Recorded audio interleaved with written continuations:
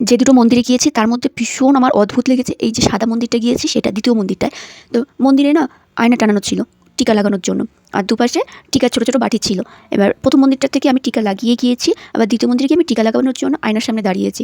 তো আর আমি বাড়ির থেকে যেরকম আমি নিজেকে আয়না দেখে গিয়েছি, প্রথম মন্দিরে যে গিয়েছি যেখানে হচ্ছে মা পদ্মাবতী ছিল, 20টা হাত ছিল, সেই মন্দিরে টিকা লাগিয়েছি আমি, ওইরকমই ছিলাম, মানে যেটা আমি বাড়ি থেকে আয়না দেখে গিয়েছি ওইরকম। সাদা মন্দিরটা যখন আমি টিকা লাগাতে গিয়েছি, পুরো একটা অদ্ভুত অদ্ভুত মানে অদ্ভুত। আমি আয়নার সামনে দাঁড়িয়েছি, দাঁড়িয়ে আমি না চলে যাচ্ছি, যেহেতু আমি দেখলাম আমার কপালে টিকা লাগানো আছে, আমি চলে যাচ্ছি, কিন্তু দেখছি যে না, আয়নার সামনে আমি যে দাঁড়িয়েছি ওটা মনে হলো যেন আমি না, মানে পুরোপুরিভাবে একটা অন্য, মানে আমি কিন্তু হচ্ছে না।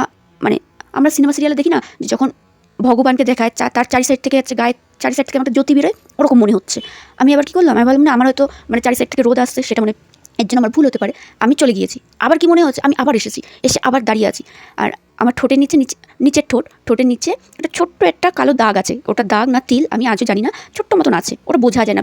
আয়না যদি আমি ভীষণ কাছে নিয়ে আসি তাহলেই একমাত্র বোঝা যায়, তাছাড়া বোঝা যায় না। কিন্তু ছোট্ট মানে ভীষণই ছোট্ট, মানে একটা বিন্দু যেমন হয় না ওরকম, সেটা পর্যন্ত আয়নার মধ্যে পুরো স্পষ্ট দেখা গেল।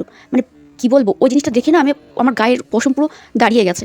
আমি আবার মানে চলে গিয়েছি, গিয়ে আমি ভাবলাম মানে হয়তো আমি যেহেতু আয়না দেখতে পারি না, তাহলে ওটা মানে ভুল। আমি আবার ফিরে এসেছি, এসে আমি আবার দেখছি না, ওটা পুরো স্পষ্ট বোঝা যাচ্ছে। আর সবথেকে বড় কথা, আমার গায়ের কালার দেখাচ্ছে ওই যে হলুদ ভাঙলে একেবারে যেটা হচ্ছে বেশ পরিপুষ্ট যে হলুদটা, সেটা ভাঙলে যে গায়ের যে আর কি কালারটা আসে না, ঠিক সেরকম একটা আমার গায়ের কালার লাগছে। আর কোথাও কোনো স্পট নেই, কিচ্ছু না। আর মানে কী বলবো, মানে ভীষণ একটা সুন্দরী লাগছে। আমি ভাবলাম না আমি মনে হয় ভুল দেখছি। তারপরে হচ্ছে আমি আমার বরকে ডাক দিলাম, এখানে আসো, আমি কালো, আমার বর কালো, আমার ছেলেও কালো। আমার বরকে দাঁড় করালাম, হ্যাঁ, ওকেও দেখছি পুরো হলুদ আর চকচক চকচক চকচক করছে।